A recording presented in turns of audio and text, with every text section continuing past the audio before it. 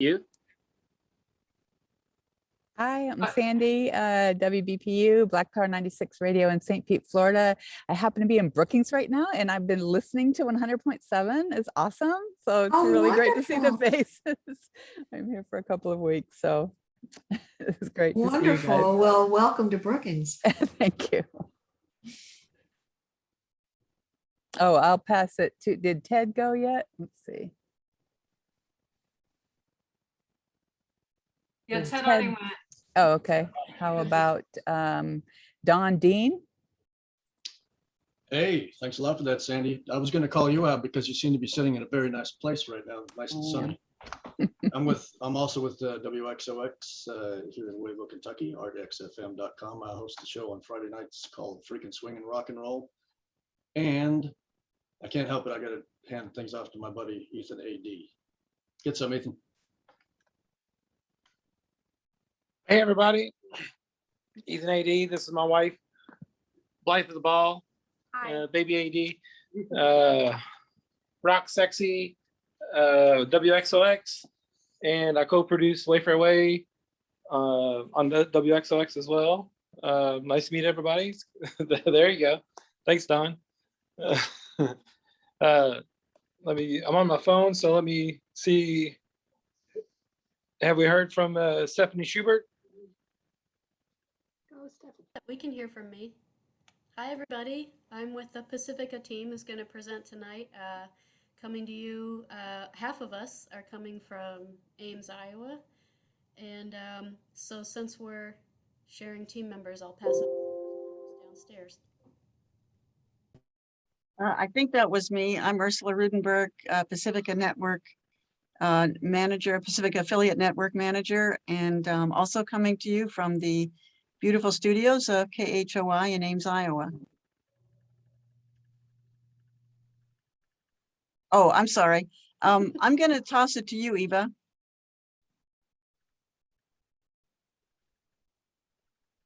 Hi, I'm Eva. I'm from Spinitron in beautiful sunny Boston. This time is less sunny, but still a nice place to live in. And I'm really curious what's going on at GRC these days. Tom, our engineer, is here, and our dog in between. So if you have any questions regarding Spinitron, we are here. Pass it on to David Clan. Hi, I'm David Clan. Tonight I'm with the Pacifica team, but I'm also a volunteer here in Minneapolis with KFAI Radio, and I work with a bunch of stations around the country with my own little consulting business. I'm gonna pass it on to Emily Miles something. I can't see your whole name there, Emily. Oh, Emily Miles, Hi. WXOX. Hi.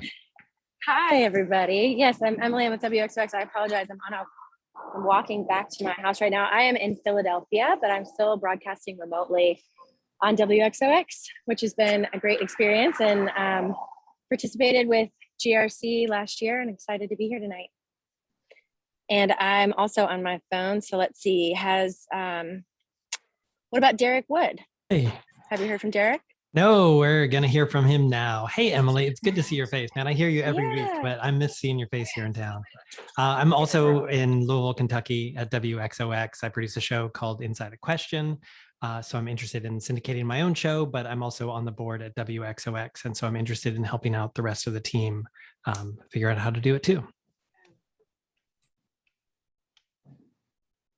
Oh, sorry, forgot my role. Kara, definitely. Kara, it's good to see your face, neighbor. Hello.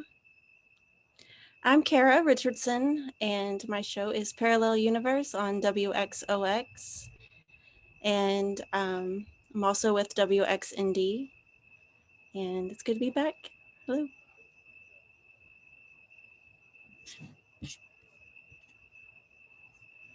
I forgot to do it too, Kara. Yeah.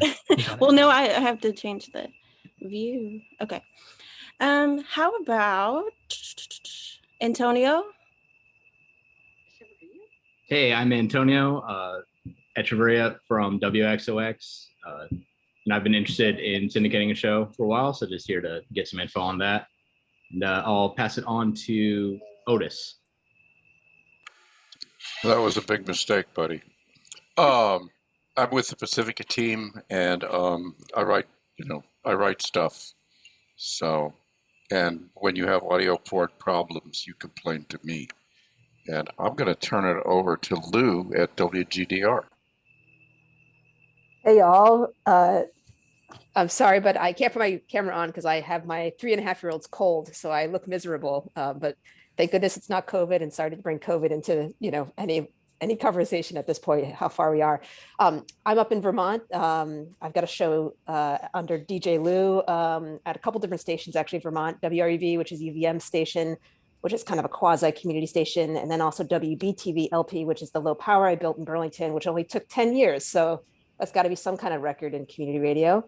But I'm most excited to share with you all that WGDR/WGDH, which has long been Goddard College's radio in Central Vermont, went independent in May. We became a community-owned station. Goddard gifted us the license, which is astounding, as you all know, being community radio folks. So I've been helping them basically go from like 0 to 90, making sure we can pay the bills, stay on the air, and all of that. So it's been a intense last 4 months, and yeah, I'm just here to kind of get a crash course on the Pacifica elements, and I appreciate being here.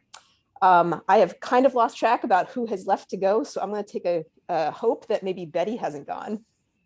Well, you chose correctly. I have not gone. My name is Betty McCardle.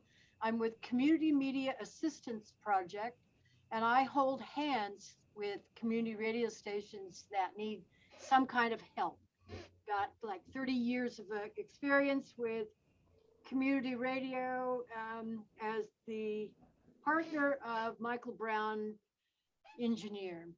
And I'm in Portland, Oregon, and so happy to see Brookings of the Banana Belt on this call. I will pass it on to Brett Holzclaw.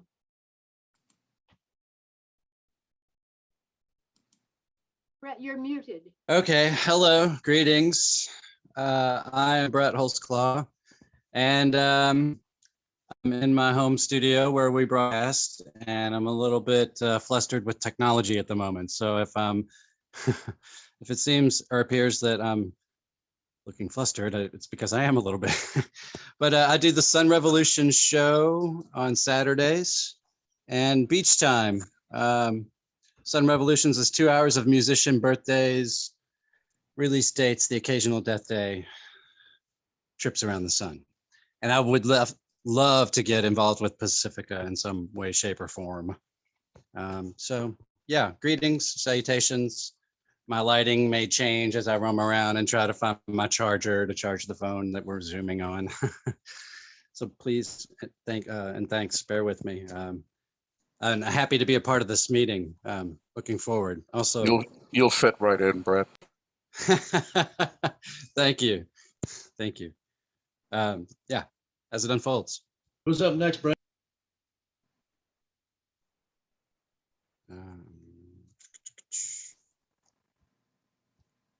Hey, Joey Mudd, Ethan Buckler, Dan, John. Who else? Sandy. Sandy went. Sandy's up there in Oregon at the beautiful place. I think Brett abdicated his role. Oh, he there. did, didn't He he? walked away. Okay, Derek, will you step in and Oh, sure. Joey Mudd, there you go. step on down.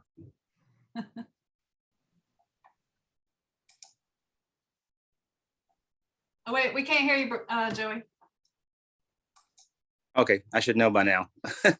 Hey, my name's Joey Mudd, and I'm the host of The Deep End on WXOX in Louisville. And I'm going to pass it on to Ethan Buckler.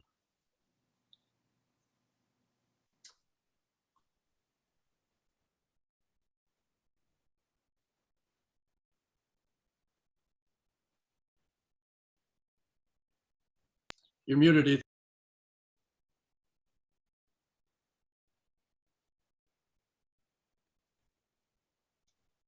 Can you hear me now? This is Ethan Buckler. I do the Wild Dreams Radio on Mondays, and I'm just here, just curious. I'll be sitting in for a while, and I probably won't say much. and I will pass it on to who hasn't been called yet. Evan Wilson. Evan went already. John Scudder. I don't think we've heard from you, have we? No, you haven't. Okay, hi, John. Hi there. I'm driving, so please Be bear careful. with me. John Scudder, KEUL 88.9 in Girdwood, Alaska. I'm a host of the Glacier Rock Show and involved in the engineering.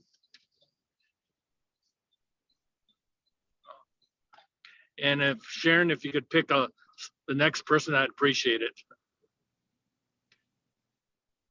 I think we just have one more as far as I can tell, but someone shout out if we miss you. Dan, are you out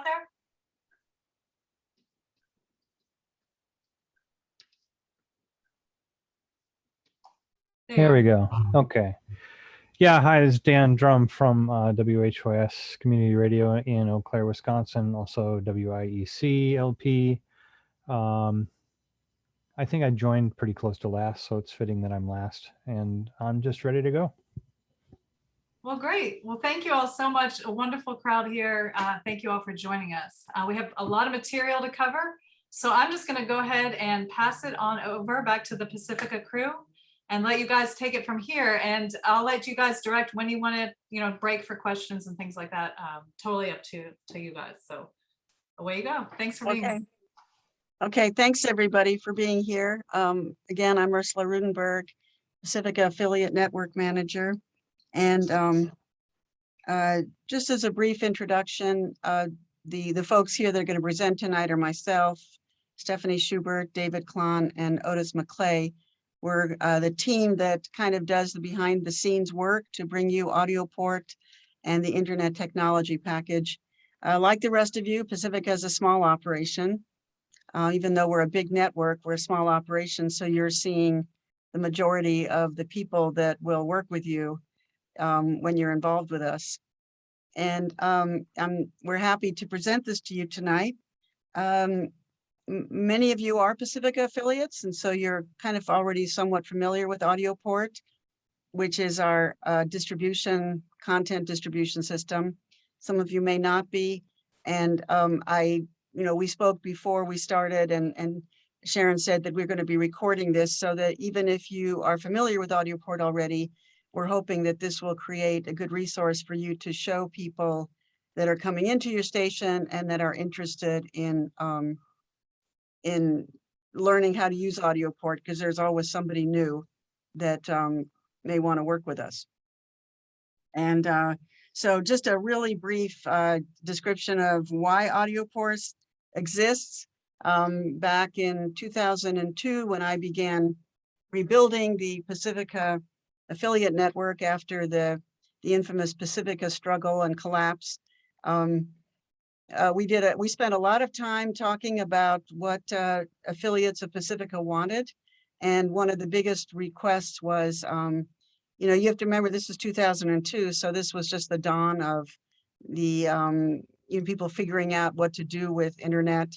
And up until that point, Pacifica, there's always been a long tradition of Pacifica distributing content to affiliates and affiliates using Pacifica to distribute, but it was all through the satellite because that was the only technology that existed. And the day had really arrived where people felt that they didn't want to be in a top-down situation. They wanted to really be a true network that was horizontal relationship instead of a hierarchical one.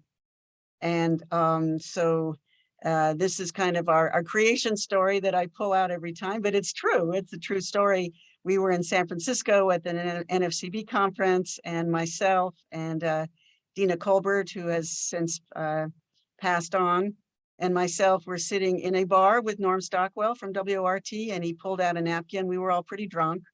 And he said, "This is what you're going to do." And he said, "You're going to distribute through the internet." And we didn't have any idea what he was talking about. The concept of the cloud didn't exist yet.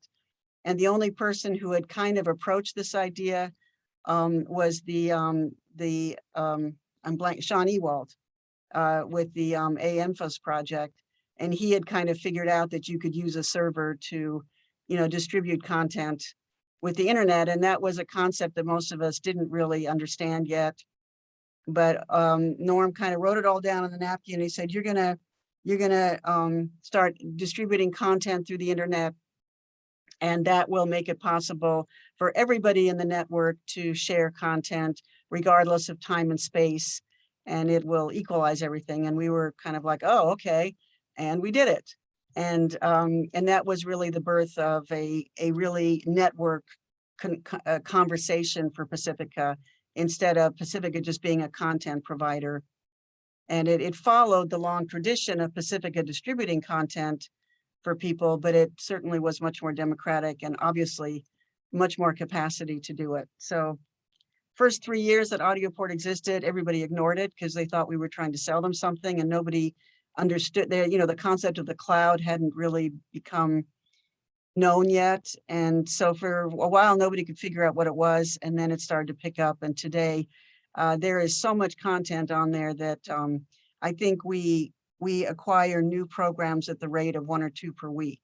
And some of the content is coming from Pacifica, some is coming from producers at your stations, everybody in the network. And then there's probably more than 100 independent producers that are also contributing content. So it's a very dynamic website. It's very outdated. It's very old. It looks like it was built in 2003, which it was.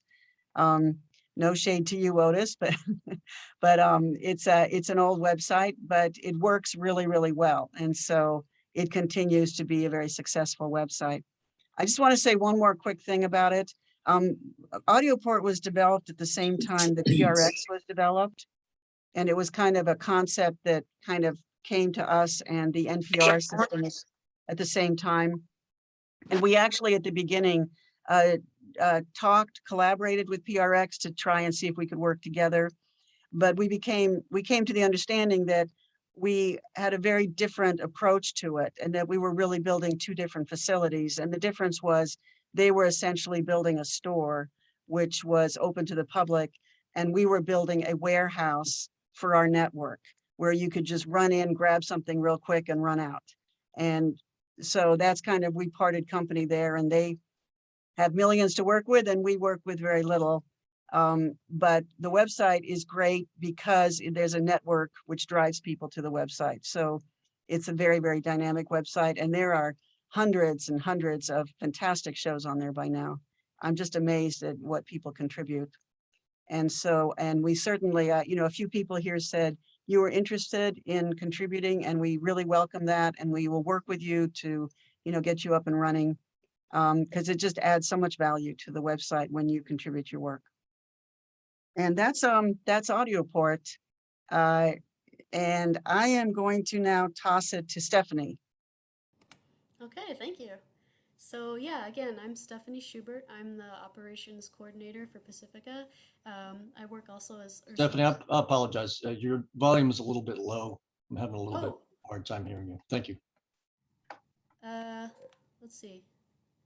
How do I do that? Just talk a little bit louder, Stephanie. Oh, okay.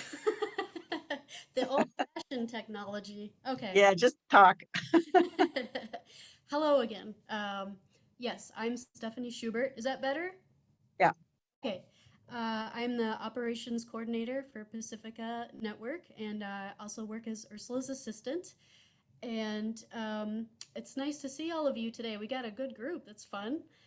And I'm gonna give you an overview of how to navigate the Audioport menu. And before I do that, I just want to say that the best way to get an introduction with that is to do like a one-on-one with either me or Ursula. I'd love for you to give me a call or an email, especially if you have a new show that you haven't uploaded yet. That it's really good to have that engagement together. So if you have a question, I can answer you right away. We can kind of work it out. I love talking to people and working through Audioport that way. Or if you are just confused by it, if you're a person who is trying to find a show and you're having trouble, yeah, get in touch. I'd love to help you out. So that being said, I'm gonna share my screen here.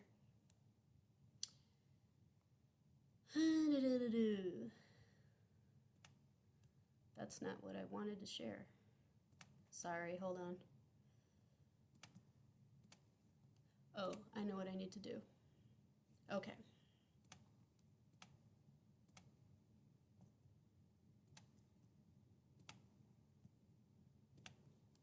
There we go. Okay, friends, this is Audioport. This is the main page. And what you're looking at is basically 3 menus right off the bat. This is all menu. And the part in the middle, the gray area, is what is current. So when you come on, right away, what you're going to get is the latest programs of what people have been uploading. And let's see, how can I scroll? And it's organized by type. So we have, it starts with increments of days, weeks, etc., right? So we have daily programs, weekly programs, bi-weekly, monthly, COVID-19, that's our newest topic, news up, and can Ursula, you and Otis remind me, I know we have a news up and we also have a newscast. What's the difference between those again? Well, the news up, maybe we should get rid of. That was, we kind of had a phase where people were collaborating and just sending up news segments for other people to use in newscasts, but it didn't really take off. So maybe we should get rid of it. I don't know. I don't actually know how people are using it. Okay, so we'll put that on the docket for things to talk about. Yeah. Up, music by permission of the artist, that's copyright free. Events and speeches, specials, documentaries, interviews, newscasts, commentaries, uncut material, announcements, PSA, archive stuff. Pacifica has some great archive stuff, especially from the civil rights movement times, Spanish language programming, and fundraising.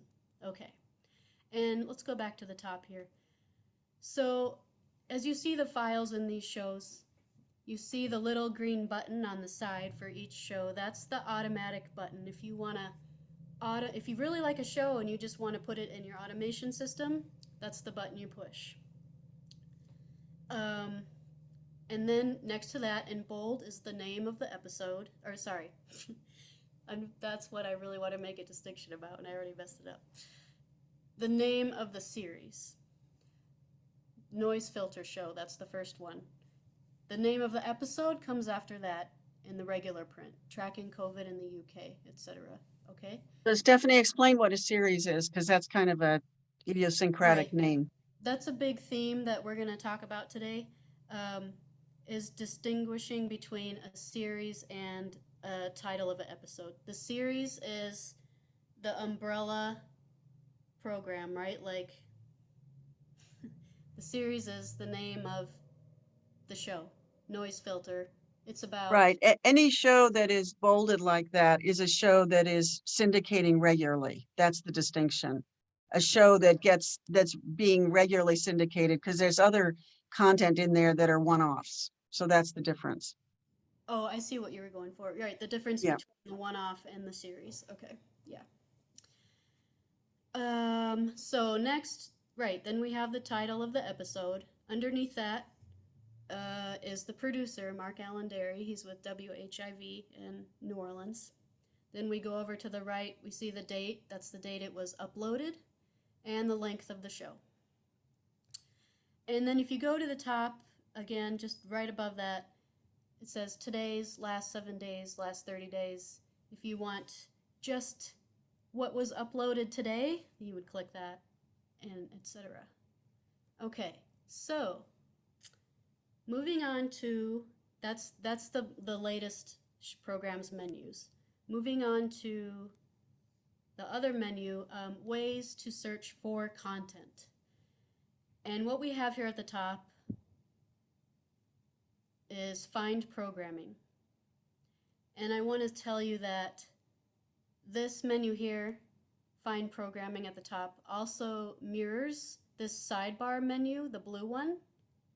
These are basically the same. Yeah, and I want to mention that Audioport doesn't really have a splash page. It if you open up Audioport, it goes directly to this because it's essential. Audioport is essentially a database for people to find content quickly. So there is no other, you know, you're kind of right in it right away with the idea that to save time. Right. And when you first come on this and you see this page, the larger menu, find programming, and then next to that on the right, add programming and my workroom, which also mirrors on this right, the right side sidebar. Find programming. If you go to scroll down, add programming, my workroom is the same. And if you go back to the top, it'll change color each time if you check a different box. So add programming is red, my workroom is green, so you know what section you're in. And we'll get to those other ones later. We're just looking for content right now. There's different ways to look for content, which is helpful. And let's start by type. So type was the same that we have on this gray menu. That's the latest programs. Type is kind of broad categories, right? We went through those: daily, weekly, monthly, COVID, speeches, documentaries, etc. So if we click on weekly, radio stations often look for programs based on how often they air. And here we go. And again, this is the latest ones come up first. And then the time, the length is on the right side. Okay? We're going to go back. So next, we're going to go by topic, which is also on this one. Topic, which is more specific than type. And topic basically equals search terms, right? Like people put search terms and everything now when you do, when you're on websites. This is a little different because instead of typing in the words yourself, you're going to search for words that are already marked out for you. So we have this little area here. We have expand and collapse. I'm gonna expand these topics. And here we have a whole list, right? Everything from arts and humanities to kinds of music to economics, environment, childhood, parenthood, places around the world, lots of places, social issues, physics, science, right? So if I'm looking for environment, so I'm going to scroll down, it's about a third, here we go, here's environment, and what I want is, ooh, wetlands, that sounds good, I'm going to click on that, and then these will be all the shows that have also put in that word. And I'm just going to put as a side note here while we're doing this for people who are producers of shows, you have your title of your series and you have your show episode title, right? If you can give a clue as to what the episode is about in this part, in the title, it will help other people. It'll be less steps for them to know what they want, to find it.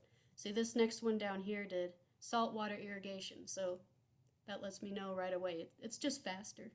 Where this one I'm going to have to read a little more and click on it to find out.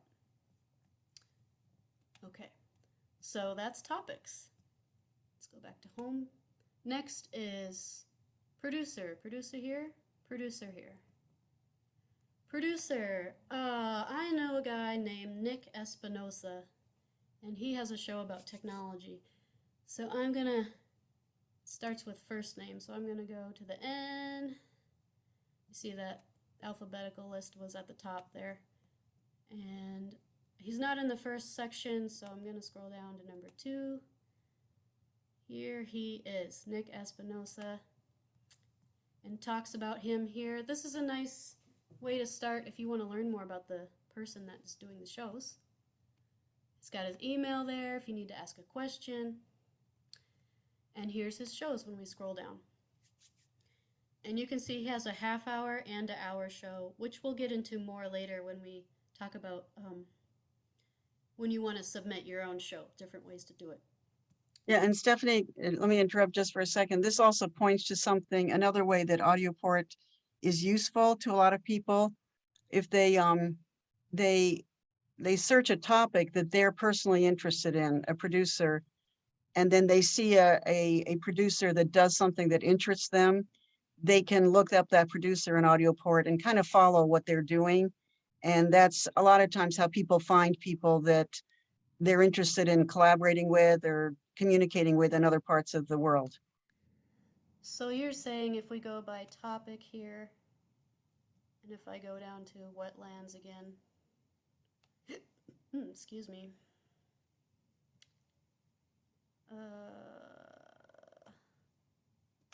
Wetlands, and this saltwater one was good. The producer is here, and I can, is that what you're talking about? Yeah, I mean, if you see something that somebody's doing that you like, you can kind of find out more about them and connect with them. And then, yeah, they always have their email on there. Okay. Okay, back to home. The last one is length. A lot of times radio stations will be like, oh my gosh, I need a half-hour show for this time, or I need a 5-minute show. So, here we go. Let's go to a half-hour show. Here.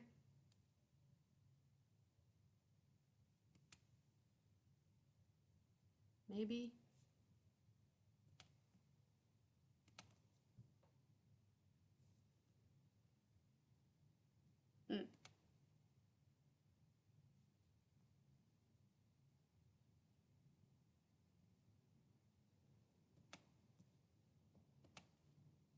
Try again.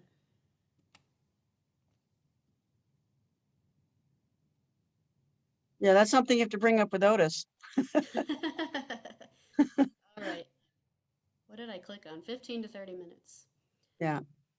Speaking of Otis, maybe since you're the man behind the scenes, if you can speak to this. I noticed with the other categories that it brings up the latest programs, though in terms of length, it seemed, oh no, this one is, okay, I take that back. I feel like before it wasn't doing the latest ones. Okay, sorry, never mind. Anyway, 30 minutes. Here's a bunch or less. 15, 15, 15. I'm guessing if, oh, there's 4,000 options. Okay.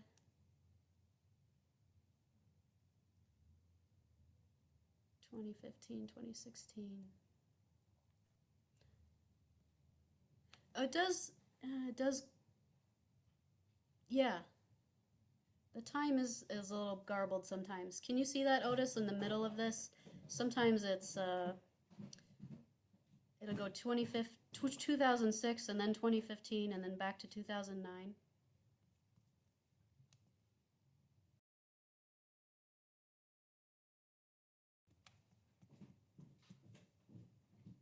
Not sure where Otis is. Okay. Okay, so that's by length.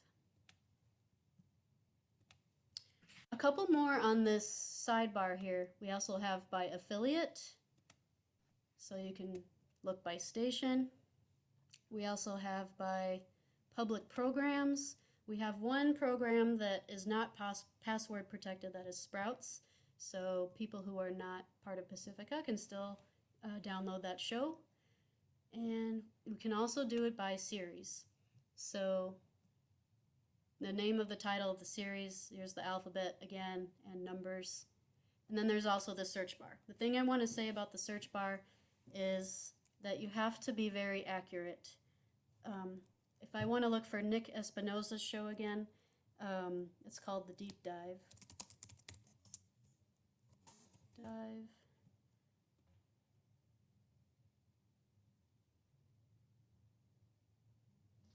is, but if I type deep dove,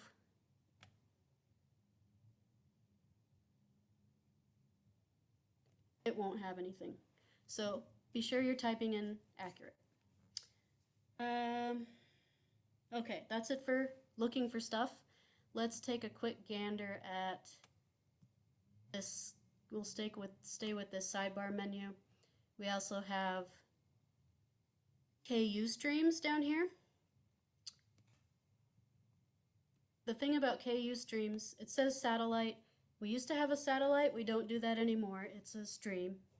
There's a KU left, which is for regular programming, like Democracy Now!, that's a popular one, and KU right for special events and live programming. And you can click, there's a link you can click, right? And the link will also show up, especially for the events. We have a list that we send out for events, and that will also include a link, which will also work. Last thing. Yeah, we used to stream the satellite, but then turned out nobody was really using it. So we finally turned the satellite off and the stream just exists now. Right. Last thing, albums. We had a musician request to have this section, so Otis created this in the last year. A new feature for composers and songwriters to share copyright-free music. Basically, it's a section where you can have, a collection of music all in one place instead of having it scattered one song at a time. And here, Otis has made an example. The nice thing about this is you can sample the music before downloading it with this play button there. And here's the download button. And there's also a button at the bottom where you can download the whole album and put a picture. And I think that's all I have for this section. So next goes back to Ursula.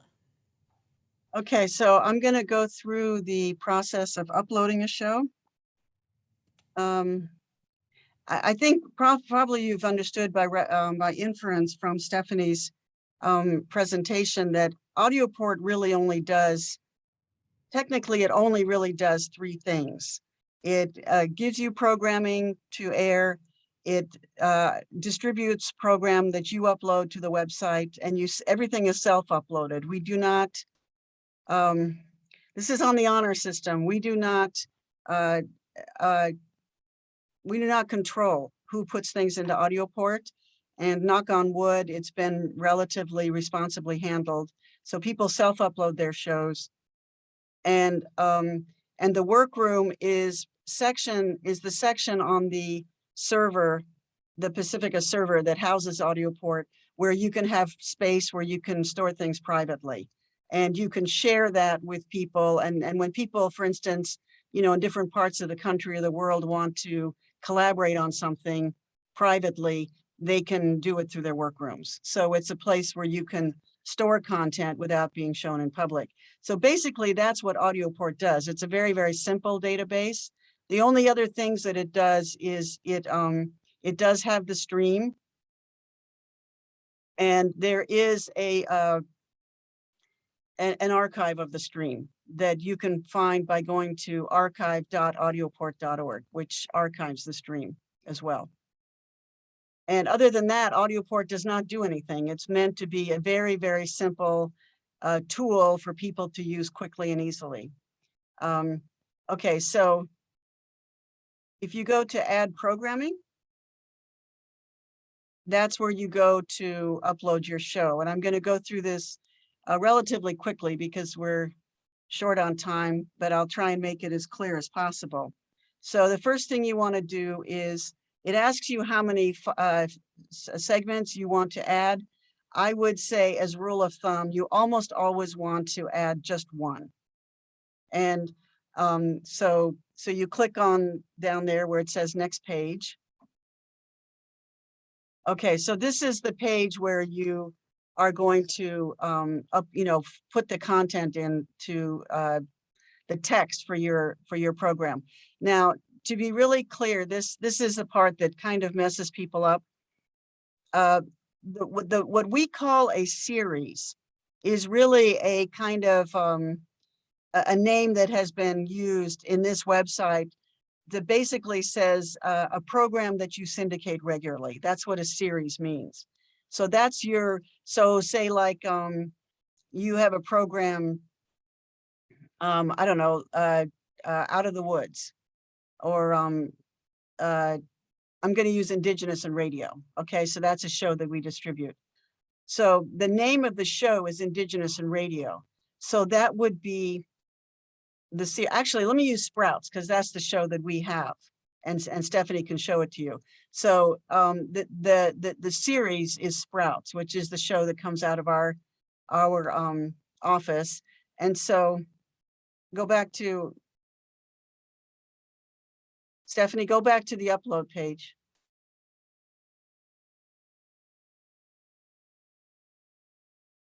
You don't want to go to the Sprouts page? No, I just want to go to the upload page. Oh, okay, sorry. Yeah. Because we're a little short on time, so I just want to do this efficiently.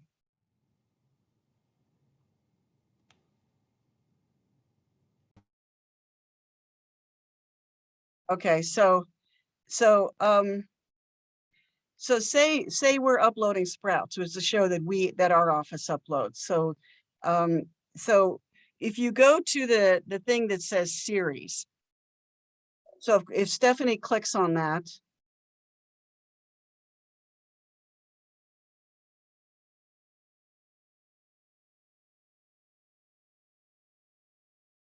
okay, I don't know how are you logged in, Stephanie? I'm logged under my name, but if I just go to add programming, it's going to do a new page. But if you want Sprouts, I have to go back to a Sprouts. I'm not logged in as Sprouts. Okay. Okay. Well, all right. So if she was logged in as Sprouts, when she clicks on the series, it should show up. So in other words, if you distribute a show, okay, let me make something clear. Audioports is a very simple, it's basically a database. And so it is going to use your login, your email address as the identifier for your show.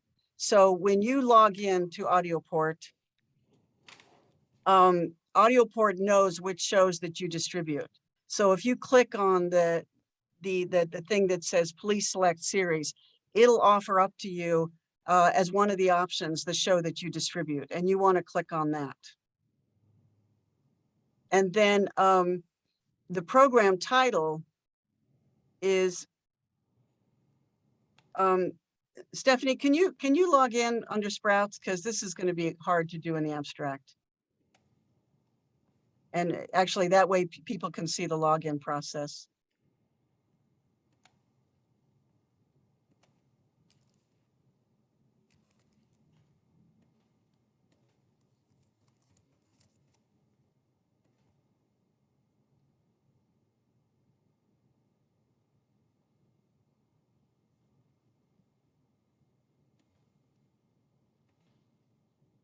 Okay. Okay, so now when she clicks on here, it's going to offer up Sprouts. Okay, so she clicks on that. That's the name of the show. Now, above it, where it says program title, that's where you give the name of the episode that you are airing. So let's say this week's Sprouts show is about horses. So the name of the show would be Horses.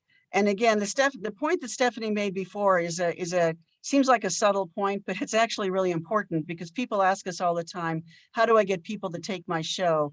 One of the best ways to get your show aired by stations is to have a title that really tells people what the show is about. Okay, so then program type. Sprouts is a weekly show. So we click on the type. Okay, now the subtitle, most people just skip because it's not really that important. The next thing that you can do, and this is not a required field, but this is where you can choose topics, search topics. And I'm not going to do that right now because it's going to take a lot of time for that to open and close. but you saw before the list of topics. So you can just pick ones out, and you can pick 10. And those are just going to be search topics. Okay, so let's keep moving. Okay. In the featured title, in the featured bar, that's where you describe the people or things that are featured in the show. So let's say, expert on horses, Jane Doe. Okay. And then beneath that, it says about this program. And this is where you want to give your elevator speech for the show. So this is where you want to say what the program's about, who's doing it, and why it's really a great show. So horse expert Jane Doe gives a dynamic description of the problem with wild horses, according to her latest best-selling book, Horses of the West. Something, you want to make this brief. You do not want to give a lecture here about the topic. You just want to sell this program, because this is where people are going to look to see if they want to air your show or not. So this is where you want to really sell it. Under the credits, that's where you're going to credit yourself as the host or the producer. You're going to say who the host is, who the producer is. It's really nice if you credit your radio station or your production group and where it is, just because that, it's good PR. And we probably want you to refrain from listing the music. And there's reasons for that have to do with the law. So we're not really encouraging people to include the music list there. And I think Otis. A theme song though. Yeah, you can. Yeah. Okay. Also, if you have an editor, it's good practice to list your editor there. Okay, and then in the section that is about the series, that's where you kind of want to have your elevator speech for your program. So here is where we say, Sprouts is a weekly program distributed by Pacifica Network that features grassroots production around the world in collaboration with affiliates and independent production groups, and brings you the grassroots voices. That's kind of our branding statement for the show itself, and that we put in every week the same. And I encourage you to do that, because it's kind of how you brand yourself to the people looking to see what you do. You can also include a website there, or any other links to anything. We don't discourage anybody from promoting themselves outside of Audioport. We're fine with that. There's no proprietary, the information belongs to you. You're welcome to distribute this on other websites or podcasts or however else you want. We have no control over that. And we encourage you to add websites or, links to experts or whatever you want to do there. I just wouldn't make it too long, because people just don't spend very much time looking at these things, but you can if you want. Okay. Version title, I would encourage you to skip. Version description, I encourage you to skip. That's usually not relevant. Location recorded, and I can go back to that if somebody really wants to know what that is. Location recorded, it's always really great to say where your location is. People really like that. And the space below is kind of a box with infinite space in it. If by any chance you want to put a transcript in there, you don't have any word limits on that. Most people don't, but you could if you wanted. Okay, so I think we filled out all the required the release date. That literally means the release date. So the Audioport will automatically put in the date that you are uploading something in now, and that's when it will show up in Audioport. Now, if you want it to show up in the future, you can give a future date, and it will release it on that day at 12:01 in the morning. So like if you want to go on vacation or something.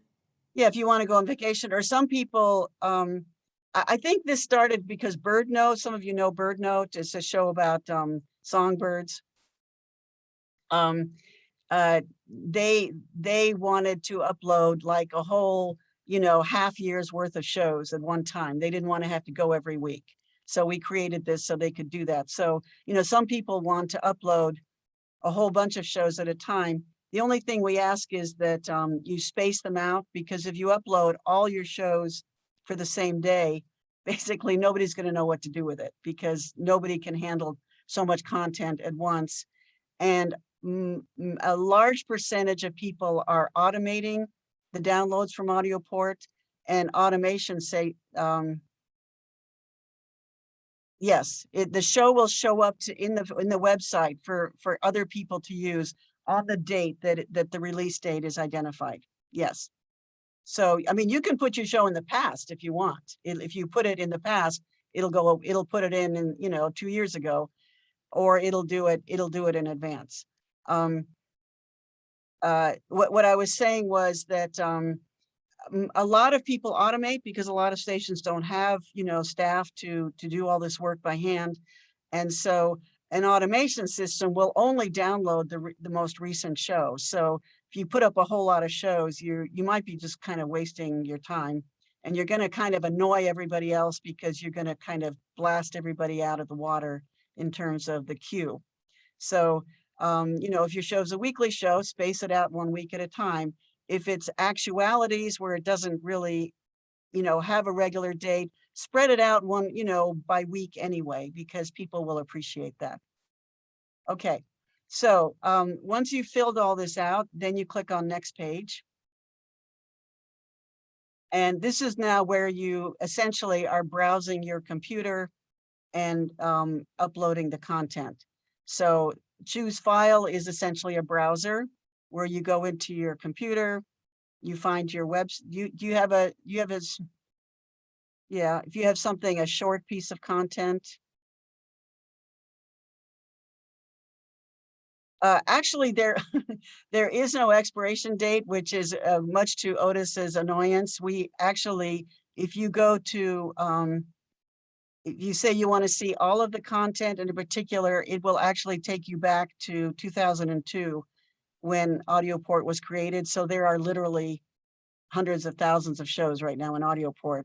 It's kind of a headache for Otis because it fills up our server. And sometimes we talk about, moving some of the things to another server.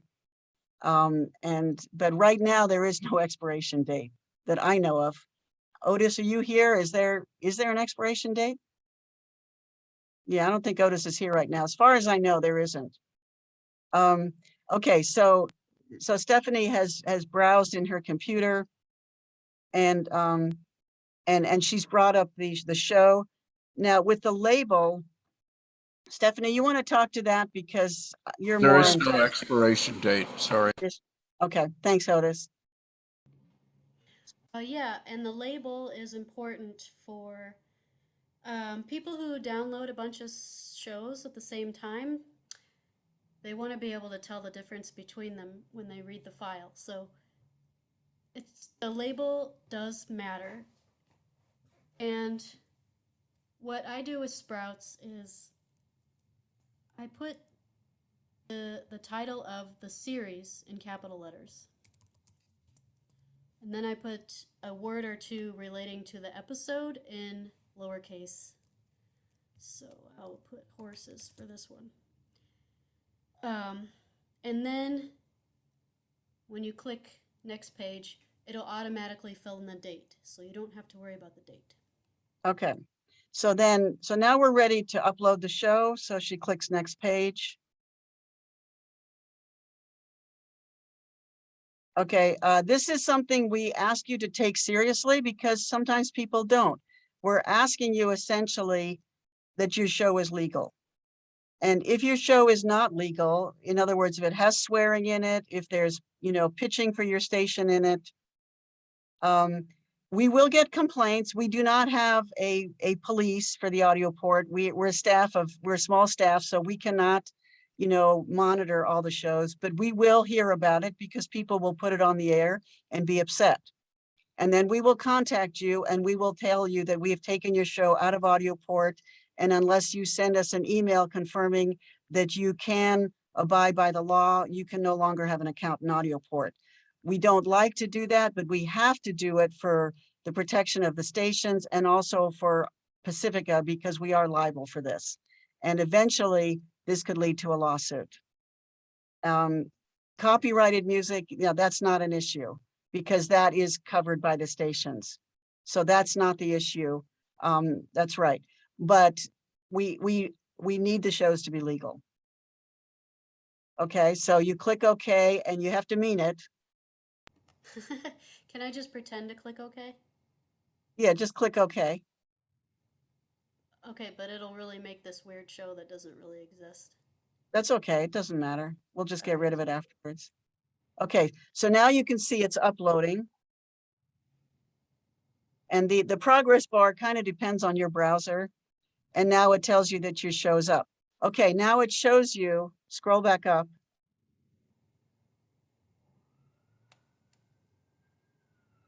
It should be on top. I don't know why it's not on top. Oh, these are shows that are in the future, so we are. Oh, I see. Horses. Okay. There it is. Okay, so now this is the page for your show. It gives you the series, which is the name of the show, the title, which is this episode, which is horses. It gives the producer, it identifies the weekly program. Here it tells you what the show's about. There's our branding statement. Here's the credits on the right. And then if you scroll down a little bit, the button is for people to download it. Okay. Now, if you, Stephanie, can you click on a Sprouts show that has already aired? Okay. Now, if you look at the bottom of this, you'll see first what you're seeing here is all the people that have downloaded the show. These are people who have downloaded it by hand, and they do it by logging in with their email address as the login, so we can see who they are. Down below are people that have used, these are not podcasts the way we think of them today. These are people who have used automation technology to download your show. These are all stations as well. Nobody has access to Audioport that is not an affiliate radio station. Nobody else ever gets into Audioport. And so these are all radio stations as well who have downloaded the show and probably have aired it, because very few people download shows in Audioport that are not using it for the air. The reason they're numbers is because they're using aggregators and aggregate where it's used, like Audioport uses podcast technology to deliver shows to people, so automation systems, and there's no email involved in that. So we what you see is the number of the aggregator.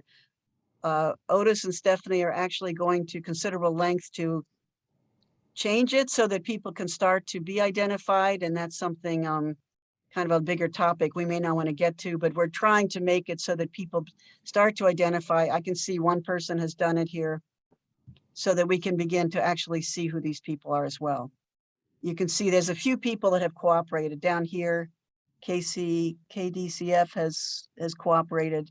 Some people are beginning to cooperate, and so we can start to see who these people are too.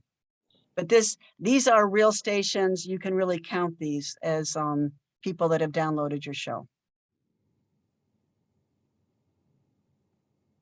Okay, that's the quick and dirty on how to upload your show.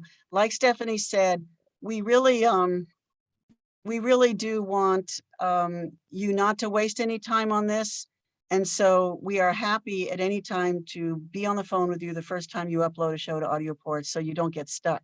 Now you'll see up here above where it says Sprouts, the story of sustainable rice. Stephanie, why don't you go back to the horses show so that we can mess around with that? I don't want to mess with a real show.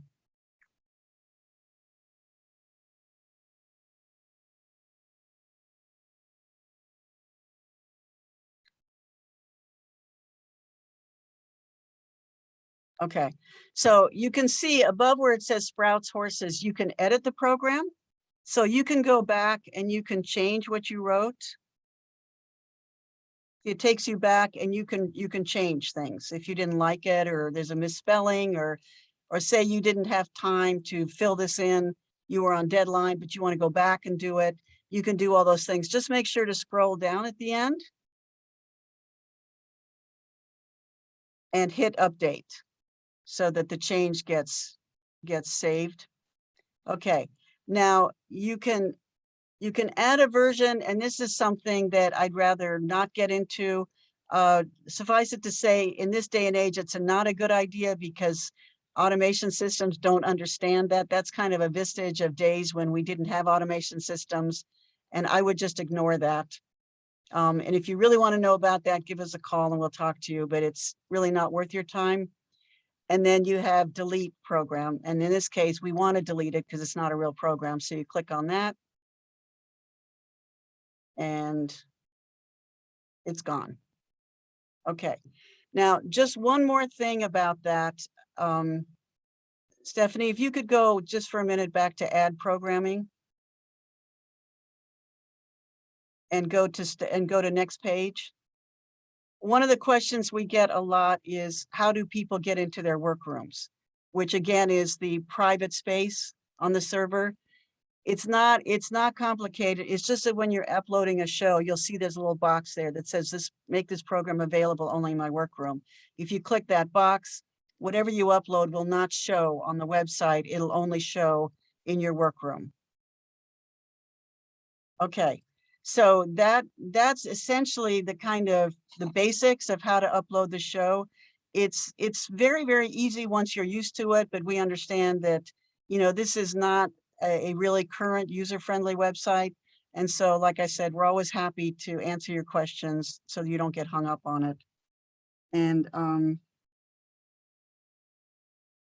let me see, how's the time? We're running out of time. So I'm going to end there.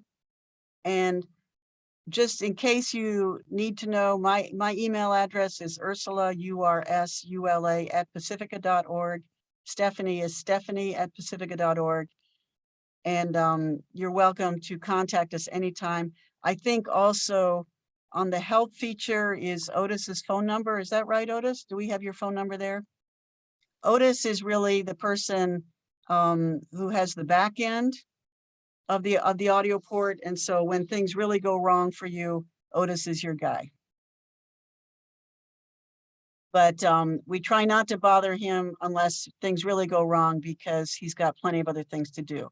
But all things fail, he can be incredibly helpful in terms of getting you out of trouble if for some reason something goes wrong with the website. Now, just to final thing to say about this is that Audioport we do not manage all of the accounts in Audioport. The accounts are managed locally. So each station has an account in Audioport and a local manager. And so accounts are given out by local managers. We do not know everybody. We don't want to do end runs around local management. We feel that each station kind of knows who their people are and who should and who shouldn't have, you know, access to a facility like this.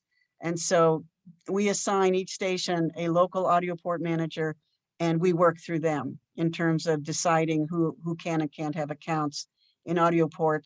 And those managers are supposed to also get rid of anybody who leaves the station, so that the only people that have access to Audioport are people at radio stations, because it kind of works on a Creative Commons type of principle, where people are giving their shows for free and stations are able to use the shows as part of their affiliation privileges. And everybody kind of trusts that nobody will do anything else with the content other than that. In fact, they're legally say they won't. So that's kind of the broad strokes of what Audioport is. Any questions before we move on to the other topic? I know we're short on time here. I just wanted to say something really quick. This is Dan. And I was afraid you weren't going to touch on it, and you did just quickly. And that is the podcast portion of Audioport, which I think is by far the best feature for me. I haven't logged into Audioport in over a year because I don't have to. I set up a program. I say, I want my podcatcher to go grab it every week and download it, normalize the audio, put it in a place where my automation is going to play it, and I don't have to worry about it anymore. And so I just wanted to say thank you, Otis, and everybody else who had a hand in putting that together, because it's really slick and it works great. Really happy to have it. That's great. Thank you, Dan. And just to clarify, it's a little bit confusing because when that was made part of Audioport, that was before podcasts were kind of seen as a thing. And so the reference to podcast is literally the podcast technology. And we didn't really anticipate that someday people would be thinking of podcasts as something that they receive in their telephone to listen to. So some people confuse it and think that this is a way that they can podcast their show. And that's not true. The only thing that Audioport does is communicate with radio stations. It's a wholesale facility. There are no end users accessing. When I said podcast, I probably misspoke. Podcast is normally what you think of on the receiving end. On the transmitting end, for Audioport, it's an RSS feed. RSS stands for Real Simple Syndication. And so it's a really easy way to syndicate your programs. And I have a request for you, Dan. Would you like to reconnect all of your podcasts? Here's what's happening. Just to explain, you saw that there were a couple of stations that identified themselves in the podcast. I did. I was going to offer to do that. Yeah. Yeah, we've added a hash to the link, so that then when your aggregator calls up, the hash is there, so we know you did it, and we can bill you. Yeah. That sounds that sounds great. I'll get in touch with you and figure out how to do that. No, all you have to do is just redo your RSS feed. If you go to the RSS bug right now, sure, you'll see that it's changed. There's an ID equals, and then there's an MD5 hash. Oh, I see. So it's right there. Yeah. Yeah, that's the and all you have to do is most just copy and paste that into your aggregator, and now you have told everybody, I'm part of this community, and I want you to know I'm participating. Sounds great. I'll do that. Yeah, that's what the single most biggest request that we get for Audioport is being able to identify who those aggregators are, because it drives people crazy that they don't know who's downloading their show. The other biggest request I get is the question that we get is, how do I convince people to take my show? We do have a listserv that advertises shows, and everybody that syndicates can post in there. Usually the convention is once a week. But the thing that program directors always say to me is, when I ask them, how does somebody get you to try their show? And they always say the same thing. They say, it's a phone call. A phone call is what gets me to try somebody's show. So we do have on our website, pacificanetwork.org, we have a map and a list of all of the radio stations where you can look them up.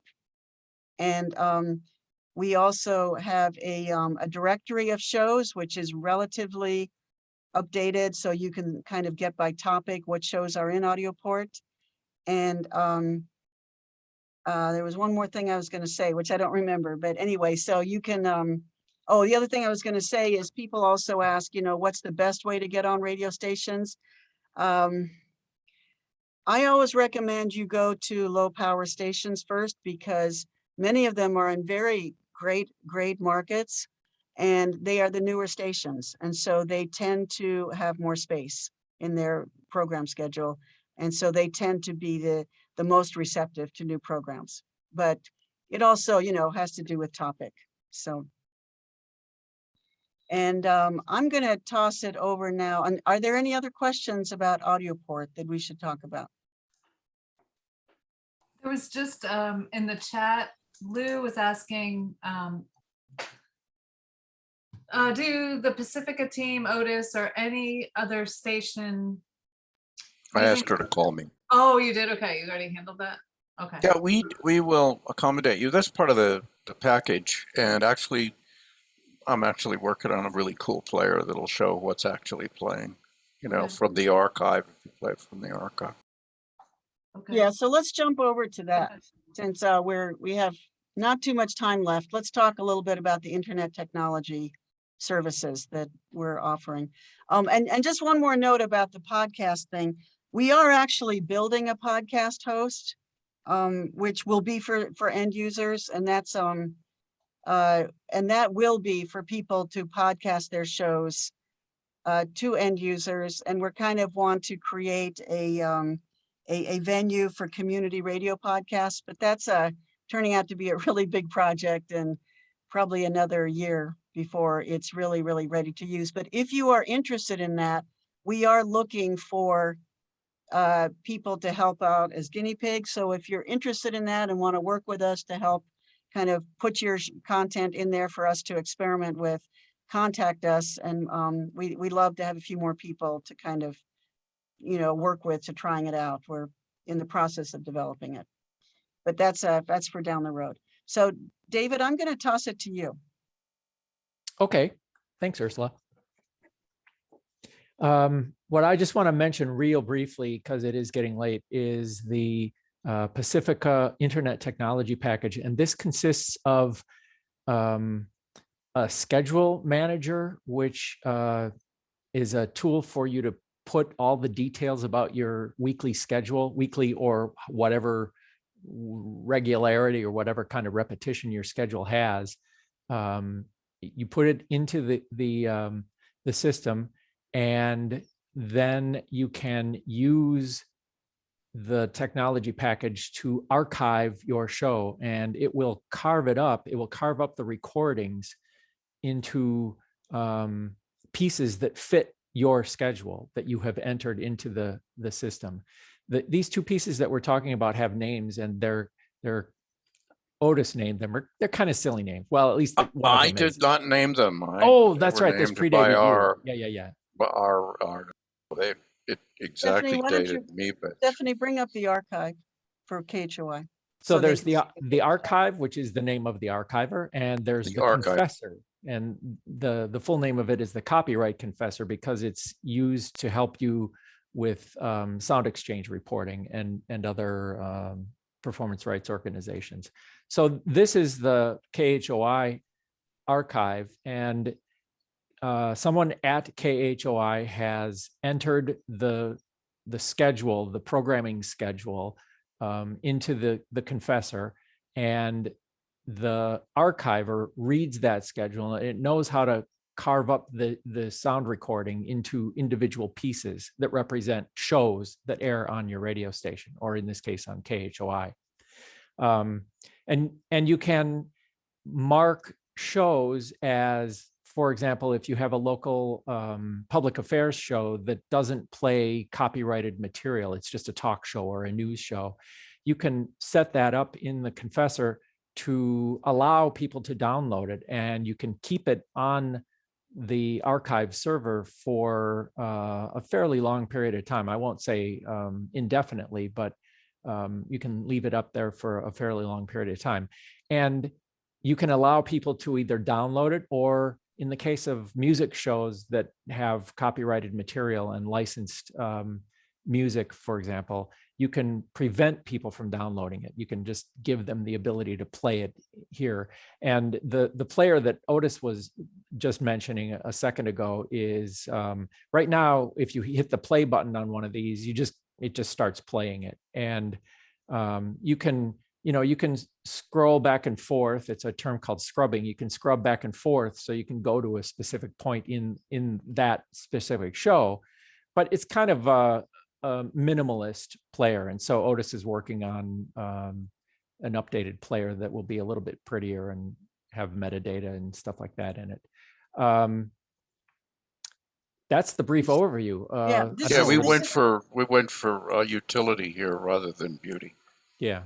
This is a very, very popular feature. This is, I can say, as you know, managing KHOI, this means a lot to people, and it tends to be very heavily used, partly because some people just can't watch a show when it happens on the air, but they really, really follow the show, And so they want to know they can listen to it at their own convenience. And also the other thing is, as you know, community radio is all about information junkies, and a lot of information is conveyed on radio shows. And, the person driving in the car doesn't have to stop and quickly scribble on paper the name or the whatever they learned on the show that they want to find out more about.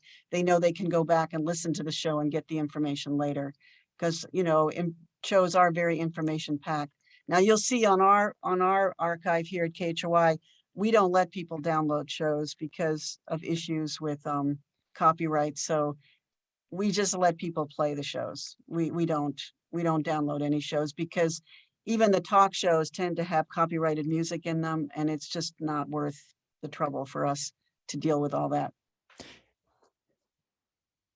If you go to another station, their archive is going to look fairly similar to this.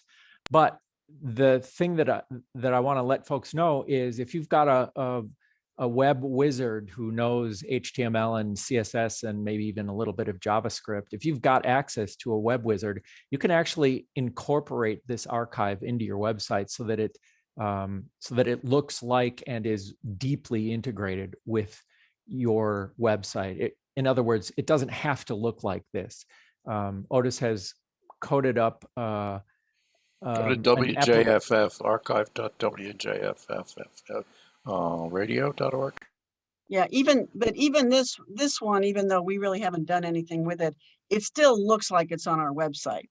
I mean, yeah, if somebody it goes to definitely does. yeah. You definitely link to it off of your website, but Yeah. The point I'm trying to make is that you can actually make it look like the rest of your website. So I mean, this can be a little bit jarring if the station's website is, finely crafted or whatever.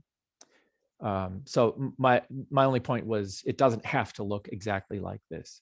Yeah. And you'll also see there's a button there for playing this show, playing the station live on the air, so you can also listen to it streaming live.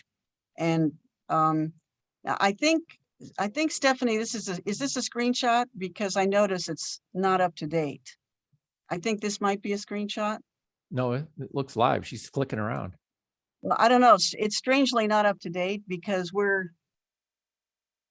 the show, the archive happens in real time, and we're actually 2 shows forward. So I'm not sure why that's happening. Yeah, I took this, I got it when we first started the meeting, so it's probably an hour ago. Yeah, so I don't know, either can you refresh it, or I'm not sure exactly what you're showing here. Yeah, okay.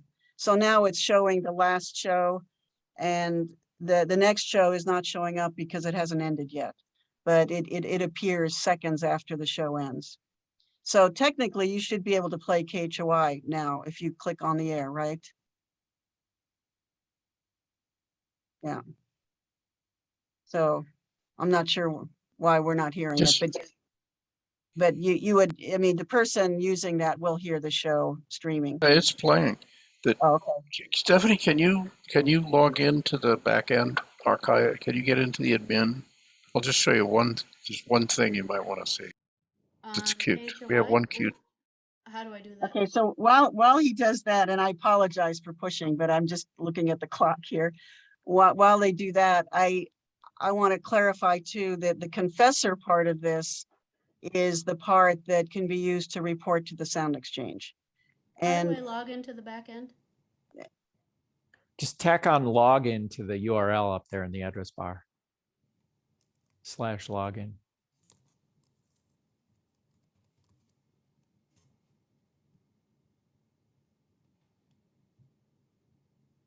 Otis, why don't you go ahead? Otis, you got to unmute yourself.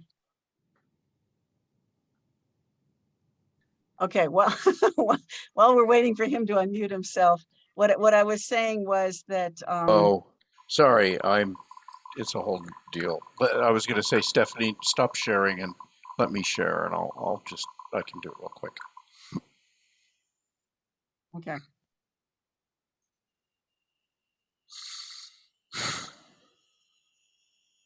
No, go on, Ursula. Okay, so up until recently, the information for reporting to Sound Exchange had to be input by the producers. Otis has coordinated with the company that does music recognition. And so now that can be integrated into the Confessor and can identify the music automatically, and then be a report can be generated by the Confessor doing that for you. And now, but this is not something that we do. This is an outside company, and so there is a cost for it. It's not a huge cost, but there is a cost. Okay, Otis, go for it. All right. In the back end, these are the statistics for people listening to the archive. And so this is from, I don't know, July.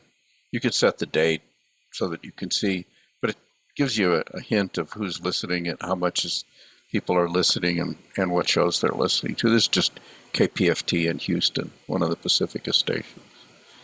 But I thought, you might want to see that everybody wants statistics. So here they are. The archive actually collects key clicks. It collects the key clicks. So it's actually a lot deeper statistics. We know who they are, we know where they are, and how long they listened. So it can be broken down much more. But somebody has to say to me, I would really like to know, I'd like a pie chart of where people are listening. Then we could do that. A lot of the stuff that's in this system comes from people's requests, and that's what's really made it grow, and turn into something that's a pretty elegant system, actually. Yeah, another way that we're using it a lot at KHOI is that we people rebroadcast their shows, and so they usually record their shows, but sometimes something goes wrong with the recorder. They forget to put flash drive in, they forget to turn the recorder on, whatever, something goes wrong. And then there's, great anguish about losing that. And then we can say to them, no problem. The archive has recorded your show. And even though it's not a great bit rate, it still is usable for the air. And then there's great relief because there is still a copy of the show that we can go into the system. We can download the show and, have access to it. And it seems like a small point, but it's actually not. It's actually a really big deal, because everybody knows what it's like when a show is lost and the great pain that happens. So now Pacifica does provide a stream. And so a lot of affiliates who are using the system also, including KHOI, use the Pacifica stream as their stream. And it's a great stream. It has infinite space and it's really reliable. So I love it. None of this stuff is very expensive. We basically just charge what we need to be able to to pay for the facility and the people that are building it. And so we try to keep it all incredibly affordable. People that are not affiliates, we are beginning to, make it available to them at a higher price. Okay, I know that we're really past time. I think there were some questions I want to get to. How accurate have you found the Confessor to be? I think, Otis, that's a question for you in terms of the music recognition. What do you mean? What do you mean accurate? I think what they're asking is how accurately does the software identify music? Is that right? Oh, it's pretty good, except if they don't have something in their database. But basically, it's pretty good. It seems to do the reporting. We haven't had much pushback. What were you going to say, David? I was just going to say numbers I've heard are in the 90% range. And I believe that the way it works is if it doesn't recognize it, it doesn't try to take a guess. It either knows it or it doesn't. And so it's, it might not get the exact album that the track was released on, especially if a track was released on a compilation or live, or people are remixing and remastering things all the time. So it may not get the album right, but it certainly gets the track and the artist. And also, I mean, you can also enter that stuff manually. If you really care about the playlist and you want it really precise, there's nothing to stop you from entering it as you do the show. What Otis means by that, not with the content recognition software, but with the Confessor, that you have the ability, and you've always had the ability, to enter your track titles and artists and all that stuff manually with the Confessor. Yeah, one other nice feature that I like as a station manager, Stephanie, can you go to the KHOI program grid? The archive and the Confessor, which is essentially the same thing. I mean, they both come from the same source. They also generate a program grid for your website, which I just love because, can you go to the program grid? Go to KHOI Community Radio there and click on the program. You don't have to type it in because you're already there. Kids these days, they just go to Google first time. Okay, so that's generated by the archive Confessor, and I just love this. Mouse over it. Because it's kind of the bane of my existence, this Well, see, it's got info. It has information according to how much people have put into it, And you could put pictures in it. It's Yeah, cute. Stephanie, it looked like you moused over one that had an image with it. See if you can find that one. There you go. Yeah, Peter Yeah. Bochet. Yeah. So you can do that for any of the shows if you want. If you want to spend all your time managing the metadata inside the Confessor archiver. I'm glad you point that out, Ursula. It's really the same thing. It's a great, the program grid is just wonderful. I just love it. And for for programmers and stuff, there's an API which allows you to pull out all the information from the Confessor, so you can actually build pages from the information in the Confessor. So is what we're looking at a projection of the shows to come, or is it what's already played? This is just a weekly schedule. This is right here is just the KHOI schedule. So this is coming up for, well, this is as you can see in the title, Ted, this is starting Sunday, the 3rd of October. So if you click on next, you'll see next week's schedule. There you go. So if you click on any of the different show titles, is it pulling up things for that specific issue or edition of the show, or just more of a generic kind of thing? No, if someone has entered that specific information, it will show that stuff for that show. That's cool. Well, actually, the archive has a system, and it's actually what I'm actually working on it as we speak. But when I was a PD, I had to go and put together the quarterly issue report. Well, there's a whole system in the archive, so if you enter the information about a show there, at the end of the quarter, you push a button and there's your quarterly issue report. So if anybody here is a PD, you might like that. The only issue is that at the station, you have to explain to your programmers, the public affairs programmers, that, we enter that information. It's very easy to do. That's what we do at this station. The other community station doesn't do that, so you don't want to. Otis, can you still have a box on the homepage saying what's playing now? Is that feature working? Yeah, absolutely. Absolutely. Can you talk just a minute about that? Stephanie, let's show it. Stephanie, go to kpsq.org. This is kind of it's a little bit of This is what he used the API to create. Yeah, this is a little bit of a special purpose thing. The folks at KPSQ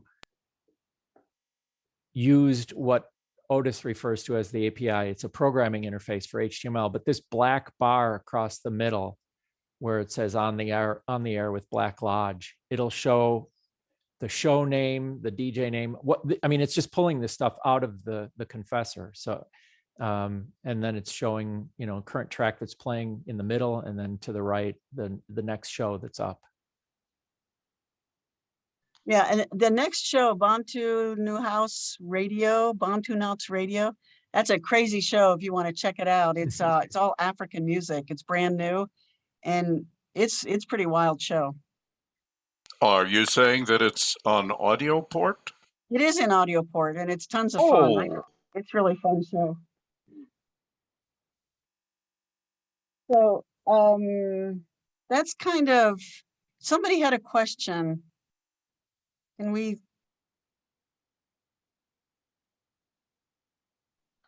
Oh, maybe not. Maybe we answered them all. I guess the one thing, it's a great asset to our website at KHOI. I would not want to be without it. The only caveat that I would say, and Otis and David, you can take issue with me if you want, but as a non-engineer or non-technical, non-coder, you do need somebody at the station who's willing to deal with it. It's not, you know, it's not an interface that you can just click a button and it works. You actually have to have somebody who's willing to have the patience and the detail-oriented mentality to set something like this up well, and to keep it up. You know, every time we change a show here at KHOI, I have to make sure that our operations manager goes in there and really makes sure that the software is up to date. So you have to have somebody at the station who's willing to do it. I don't think it's terribly hard. And I think both Otis and David are really great at walking you through it, but you have to have somebody who's willing to do it. Yeah, and I'll just add a little bit to that. The person at KPSQ who did that little bar across their website didn't know anything about web programming when he started, and he learned it along the way. It took a little bit of time for him to learn it, but it's not that hard. And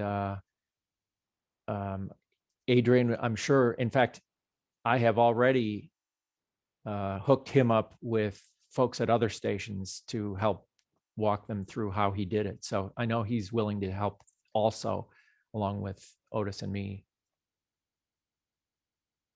Okay, well, we're out of time, so. We're wonderful. That's the main thing you need to know. Well, you know, this is the thing. I mean, Pacifica is it is a service, but it's also a coalition. I mean, we really do both. We see our affiliates as colleagues as well as clients. And so the purpose of this is really to create a service for everybody and to make it possible for us to afford to do it. And that's about it. We're not looking to, you know, make money off of anybody. So it's a collaborative process. Otis loves it when things go wrong because he learns from it. I hate it when things go wrong, but he does, you know, really work with everybody with amazing flexibility, and David's fantastic too. So we do our best to really make this work for everybody. And that's basically the spirit of what we're doing here. Yeah, and I would also say, and Otis said it earlier, but I'll emphasize it, the features in the archive confessor, a lot of them have come from people saying, hey, do you think it could do this?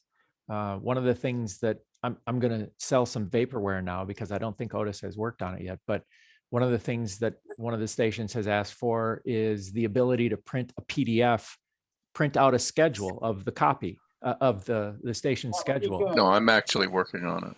So, you know, that came from a station that wanted to be able, they have a printed copy of their schedule that they, you know, put up on telephone poles around town. So Otis is going to work on that, and hopefully before too long, that'll be an option that you can have. We will have the quarterly issue report. That'll be done, you know, by the end of this week.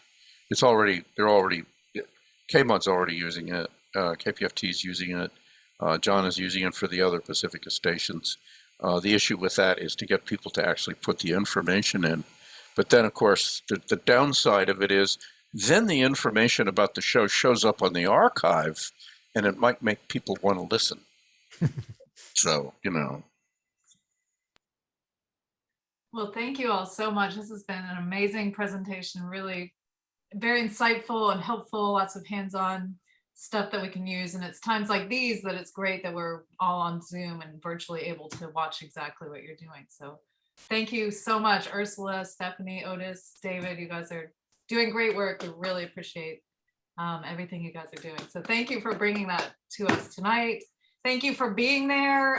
When we have questions, all of you are very responsive all the time. I agree with what Ursula is saying. The Pacifica network, beyond any of this here, just having all the stations collaborate across the country is an amazing thing. Ursula, how many affiliate stations are there right now? Well, that's always a question we can't answer because it's like painting the brook, the Golden Gate Bridge. My guess would be that it's 200 and let me say 215 right now. We actually we get an average of 1 or 2 new affiliates a month. But the reason it hasn't gone through the roof is also because, you know, COVID has been hard on a lot of the people, and we've lost stations because to COVID. So the number stays around 215. Newest station just signed on today, St. Louis, KWRH in LP in St. Louis, signed on today. Newest member of the network. Well, that's awesome. So college, community, LPFMs, full power, non-coms. Internet. Station. Yeah, we just got a new affiliate in England, Byline Radio, which is really an exciting partner to have. They really want to, you know, do a lot of intercontinental program exchange. So we're excited about working with England. That's awesome. Yes. And also every week, Stephanie hosts for the Pacifica affiliates a weekly meeting where the station managers can meet up. And Stephanie, you want to say something real quick about that? Oftentimes we'll have a speaker who has expertise in an area, or sometimes we will just have a topic that's been on everyone's mind, if it's COVID related or technology related, or you know, just issues need to work through, and we'll just have a round discussion. And it's been really a great way to keep in touch together. Like Sharon was talking about, having the GRC, you know, more often than just once a year. That's why we like the roundtable too, because we get to see people more often. So yeah, it's a great way to stay in touch, as is this group here. So thank you all for joining us again. We're always meeting. We've just kept this going since the virtual GRC once a month on the 10th of the month, or the closest weekday thereafter. The next one will be on November the 10th.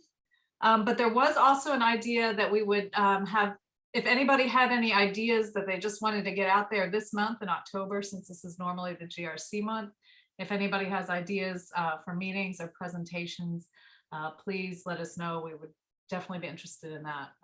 But please do go ahead and mark your calendars. There'll definitely be a meeting on November the 10th at 8 p.m. Eastern time.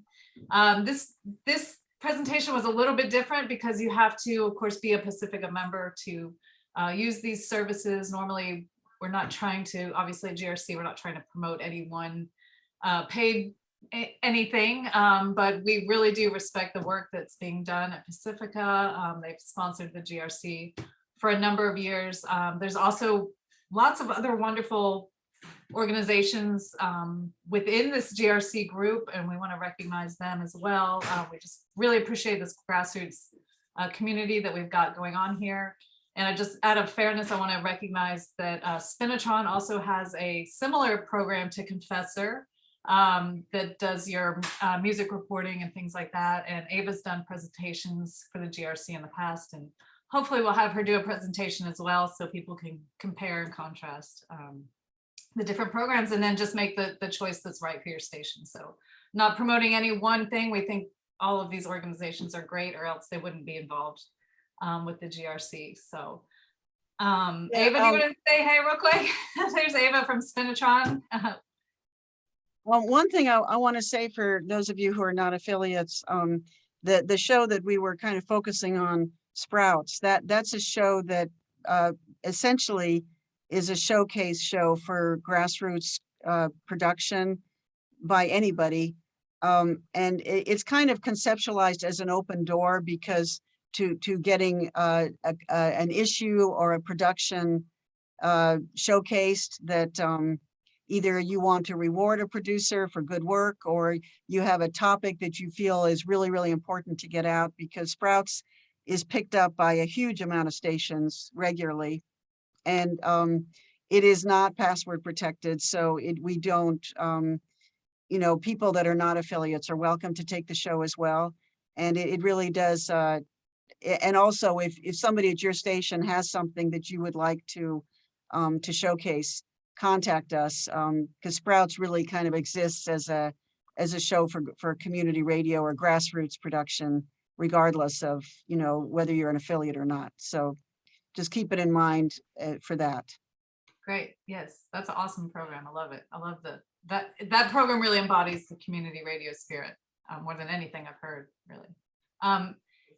Ava, do you want to say hello real quick? Spinatron, you all offer similar but different services and some additional things.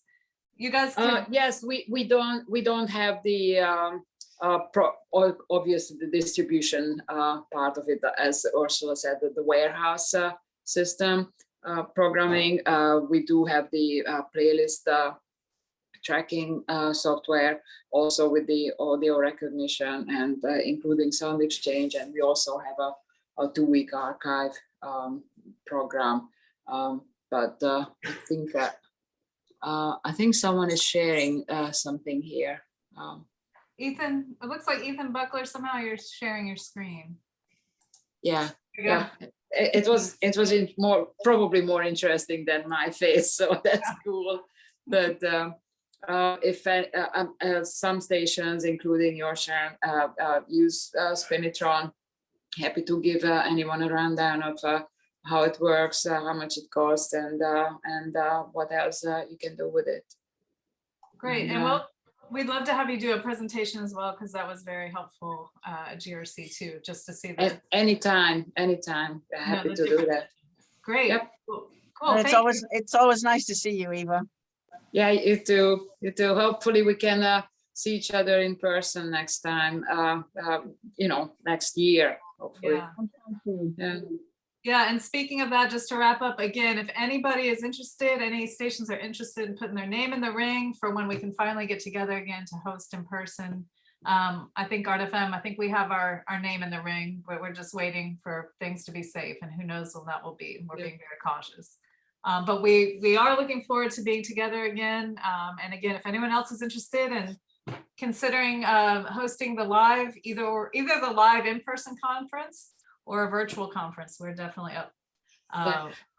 But can I say something that last time I was on a call, we were talking about, that was end of summer, I think, if you should have a fall conference.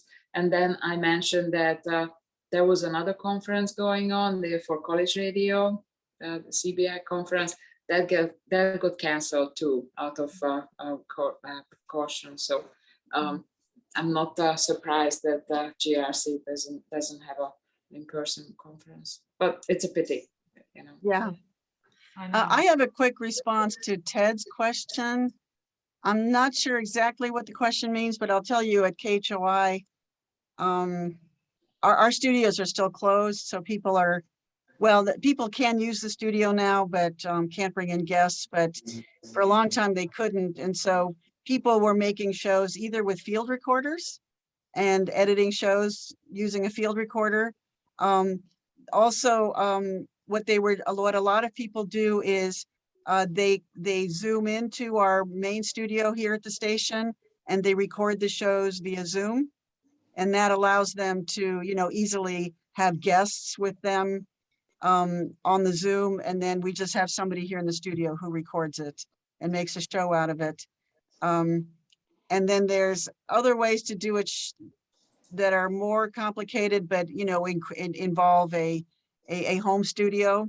And Sharon is the expert on that. She got us all up to speed when the virus started and kind of kicked off the roundtable. So if you want to really get into that, that's a whole other ball of wax that probably we can't do. But the simple answer is, you know, you either record it at home with a field recorder, or you call into the station and you have somebody at the station record it for you, or you use other technology to, you know, to go on the air live from your Right. house. I'm curious because we are still in a startup mode, as we have been since we put the station back on the air after a year's absence and changing hands and so forth. And we have not been able to do much more than just automated programming with whatever kind of interstitials I've been able to create. And we're now at a point where we really need to develop some locally generated programming. And I'm curious to know how people are going about doing that, because there may be some things that I can do to help different people get a home studio or the technology involved. There's just me doing it at this point in time, and I'm kind of stretched with several other hats I'm wearing. As you can see, there isn't much left, but that's where I. Yeah, well, bottom line, Ted, is a field recorder and editing software. That's where you start, and then you go up from there. Yep. And Sharon, voice Sharon, tracking. yeah. I've dropped a link. We've been here. Unfortunately, I mean, it's been super fun. I just can't believe the time is flying away. We better let everybody go. But that does sound like we at Art FM would be happy to do a presentation on that. We did it at the last GRC. But I did drop a link in the chat where you can check out what we're doing. If you don't get that, shoot me an email.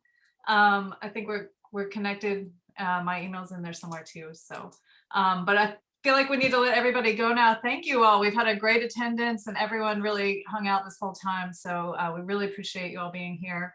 And I know a lot of people want to watch this recording in the future. We'll get it up on the virtual GRC YouTube channel. That's YouTube/virtual GRC. And we'll get that up there as soon as our volunteers can make it happen.